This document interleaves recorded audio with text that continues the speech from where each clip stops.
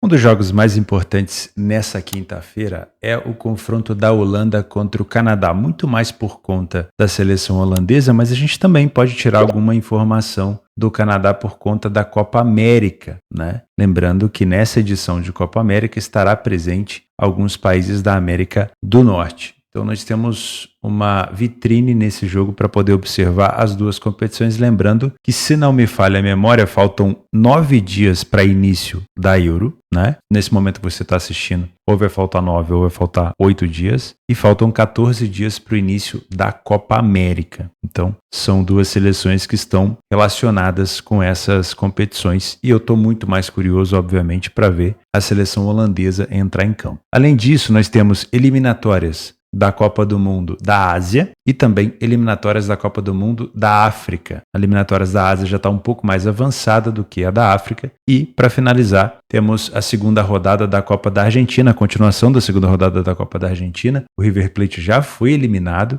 Nós temos entrando em campo o Tajeres contra o Colón. Meu nome é Theo Borges, esse é mais um Bom Dia Mercado, nosso planejamento diário sobre apostas e trading aqui no YouTube. Se você não é inscrito nesse canal, fica o convite para você se inscrever para não perder nenhum conteúdo e eu espero conseguir te ajudar a fazer o melhor planejamento possível para essa quinta-feira, dia 6 de junho.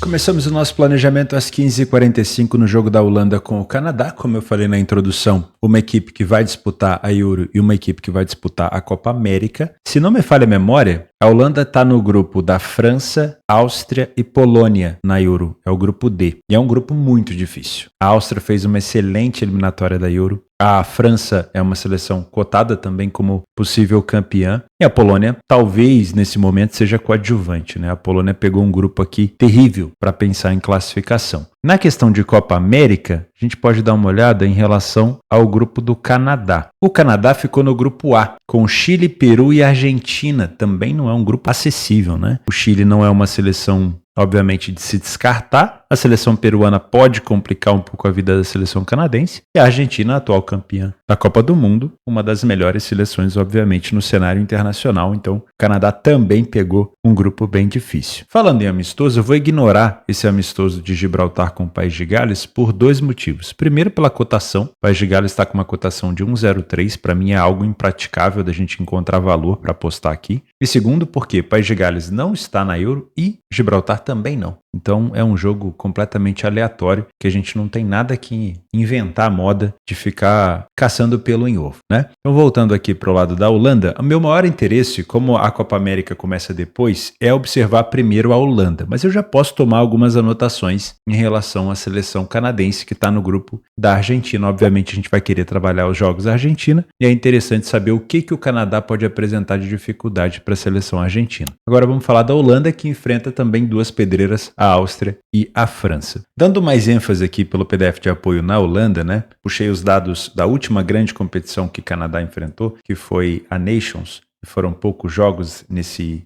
último ano. Eu estou pegando então mais os jogos da eliminatórias da Euro da Holanda. Perceba que a Holanda dentro de casa venceu 3 dos 4 jogos que enfrentou, foi a primeira a marcar em 75% dos jogos, não falhou em marcar em nenhum jogo e ficou sem sofrer gol em 75% dos jogos. Então uma seleção que marcou 8 gols em 4 jogos, uma média relativamente boa, e uma seleção que sofreu pouquíssimos gols. Nas eliminatórias da Euro, a Holanda enfrentou a França, a Grécia, a Irlanda e Gibraltar. Então vamos eliminar aqui a Irlanda e Gibraltar, que são países um pouco mais acessíveis em relação ao futebol, e eu vou manter a Grécia e a França. A França é o futuro adversário da Holanda na própria Euro. Então, a Holanda já conhece. E a Grécia é um adversário também forte, teve mais vitórias que derrotas. Então, num grupo com França e Grécia, a Holanda conseguiu tomar poucos gols e conseguiu também marcar uma média de 2 gols por jogo, nada mal, né? Foi uma equipe que precisou de poucas finalizações para marcar um gol, tem uma média de grandes chances criadas de 2,3 por jogo, acho bem interessante. Tem um primeiro tempo muito sólido e um segundo tempo um pouco mais defasado. Não é uma equipe que sofre tantos gols nem no primeiro nem no segundo,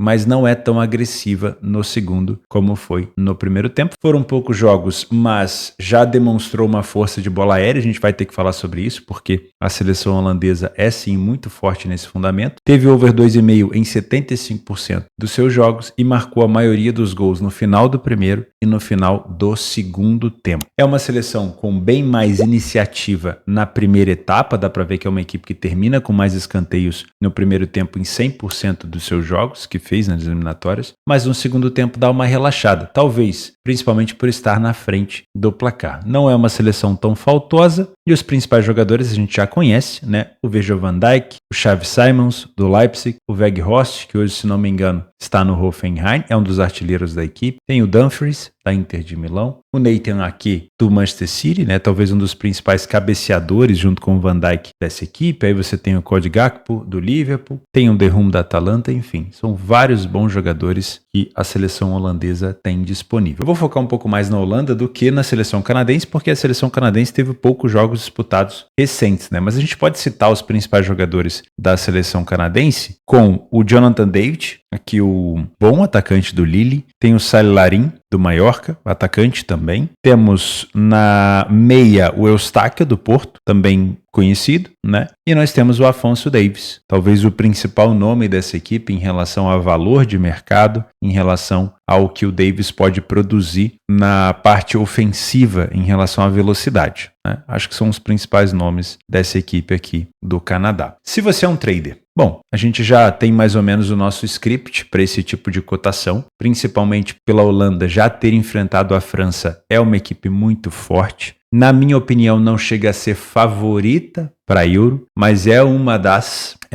do segundo escalão ali, na minha opinião. Vai depender muito da colocação no grupo. Não dá para esquecer que a Holanda também teve um bom desempenho na Copa do Mundo, chegou nas quartas de final e deu até um bom trabalho para a Argentina nas quartas de final. O jogo terminou 2-2, né? A Holanda conseguiu uma recuperação surpreendente no final. Depois, então, a Argentina foi disputar as semifinais com a Croácia, despachou a Croácia e depois venceu a França na final. Então não é uma Holanda boba, né? Por isso que eu venho com muito mais, talvez, atenção e expectativa na seleção holandesa. O Canadá, se não me falha a memória nessa Copa do Mundo, ficou na fase de grupos? Acho que sim, né? O Canadá ficou na última colocação do grupo F, com Bélgica, Croácia e Marrocos. O Canadá teve 3 jogos, 3 derrotas, marcou 2 gols e tomou 7. Então foi um desempenho bem abaixo da seleção canadense, mas também não pegou um grupo tão fácil com Bélgica e Croácia, né? Acabou passando Marrocos e Croácia na primeira e segunda colocação, respectivamente. Eu venho para buscar alguma coisa a favor da Holanda. Dentro de casa costuma jogar com bastante posse de bola, com um volume ofensivo muito grande, gosta de empurrar o seu adversário para trás, principalmente para utilizar das bolas aéreas. O perigo do Canadá pode vir nos contra-ataques, principalmente na velocidade dos seus jogadores da esquerda, né? O atacante do Lille e também o Afonso Davies. Então, se você quer ter uma posição a favor da Holanda bem mais confortável, você precisa que os contra-ataques do lado esquerdo de ataque do Canadá e do lado direito de defesa da Holanda sejam o mais rápido possível neutralizados, tá? Então é isso que eu busco, estar a favor da Holanda aqui, se eu encontrar um grande favoritismo da seleção holandesa. Em relação à Holanda, deu para perceber que mesmo num grupo com Gibraltar, Irlanda e Grécia, seleções talvez um pouco mais acessíveis, a Holanda não marcou tanto gol. Foi uma média de 2 gols por jogo apenas, tá? Então, na hora de pensar no mercado de over goals, a gente pode pensar num cenário um pouco mais de caos, que seria a Holanda na frente do placar, favorito na frente, mas não puxaria tanto a corda, a não ser que no ao vivo você perceba um Canadá completamente desorganizado. Como o Canadá também tem uma competição chegando, que é a Copa América, o Canadá tem que fazer esse jogo aqui como um jogo não experimental, mas um jogo importante. Tentar se defender, tentar segurar, é como se fosse um enfrentamento com a Argentina. Tentar defender o máximo possível contra uma boa seleção. Por isso que eu vejo um Canadá mais recuado e uma Holanda com mais posse.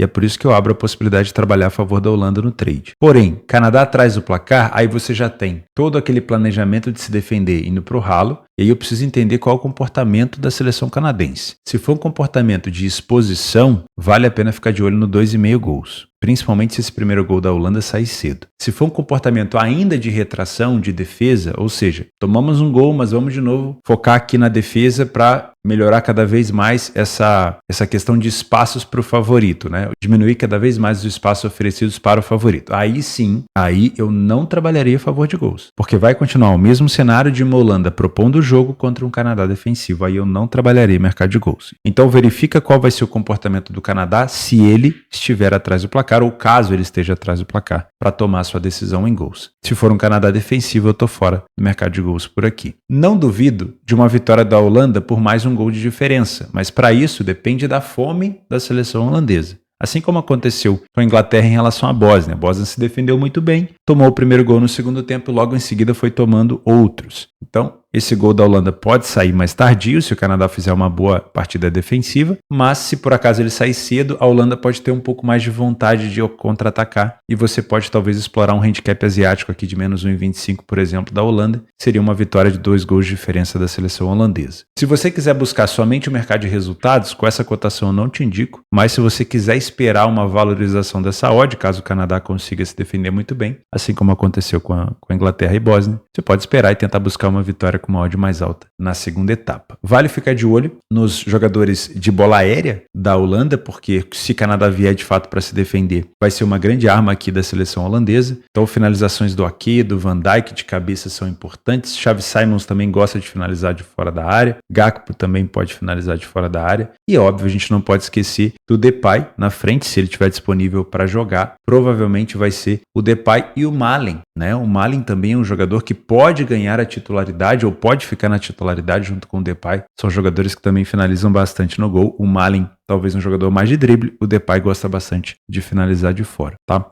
A nossa grade da quinta-feira está um pouco reduzida, mas outros jogos que eu olharia com alguma atenção, por exemplo, 9 horas da manhã, eu olharia para China e Tailândia. Lembrando aqui que a gente tem uma eliminatórias da Copa do Mundo de 2026. Então já é um cenário bem mais importante. A China, caso vença a Tailândia, já praticamente garante a sua vaga, porque classificam os 2 primeiros, né? E a China tem 7 pontos. Se vencer, vai a 10 e empata com a Coreia do Sul. Vale a pena ficar de olho, porém, a Tailândia não é um time bobo, não é à toa que a cotação da China já está um pouquinho mais alta. Outro jogo que dá para ficar de olho também nas eliminatórias da Copa do Mundo, mas não aqui no cenário da Ásia, e sim no cenário da África. Dá para ficar de olho em Egito e Burkina Faso. No caso aqui das eliminatórias da África, só tivemos 2 partidas ainda. O Egito venceu as 2 primeiras, é grande favorito para se classificar nesse grupo. Jogando dentro de casa, dá para ficar de olho aqui numa possível vitória do favorito. Às 4 horas, também temos Senegal e Congo. Senegal venceu uma e empatou outra partida. O Congo perdeu uma e venceu uma. Então ainda é um confronto bem direto aqui. Senegal é uma seleção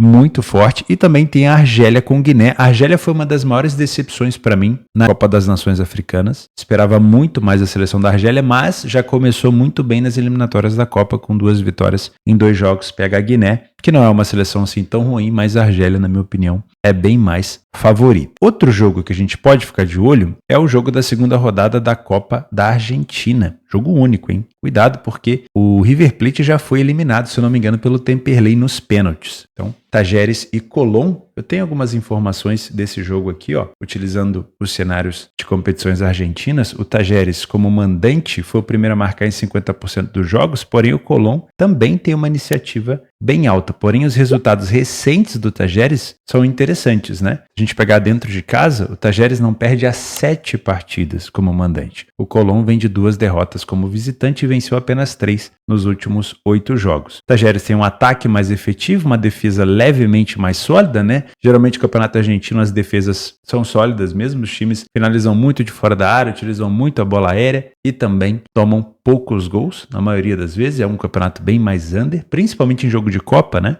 O time do Tajeres precisa de praticamente 2 finalizações a menos para marcar um gol. O primeiro tempo é bem parelho. Apesar do Tajeres ter ofensivamente um time mais agressivo, o primeiro tempo do Colón é melhor, mais organizado defensivamente, com um gol a mais marcado, porém no segundo tempo onde o Tajeres tem o seu melhor desempenho, né? Então eu ficaria de olho nesse jogo aqui para uma possibilidade de trabalhar alguma coisa contra o Colón, se o Tajeres estiver muito bem. Porém, o Tajeres costuma jogar melhor na segunda etapa, então é um jogo para você trabalhar os 90 minutos e não só ficar de olho nos 45 minutos iniciais. São opções aqui para jogos extras. As outras opções eu não vou indicar tanto porque são cotações muito baixas e eu não gosto desse tipo de cotação, ó. 7h45 da manhã, Austrália nas eliminatórias da Ásia, joga contra Bangladesh, essa cotação é impraticável. A Coreia do Sul pega a Singapura também nas eliminatórias da Ásia, com uma cotação impraticável. O Japão pega Mianmar também com uma cotação de 1,01. não faz muito sentido. Esse jogo da Índia com o Kuwait pode ser interessante. A Índia busca a classificação e precisa da vitória aqui contra o Kuwait. Arábia Saudita e Paquistão é outra favorita que deve vencer, mas com cotações impraticáveis. E como eu falei, o jogo de Gibraltar com o País de Gales, que também tem uma cotação muito ruim e que é um jogo amistoso que não vale de nada, tá bom? Vou ficando por aqui, eu vejo vocês amanhã. Um grande abraço e até a próxima.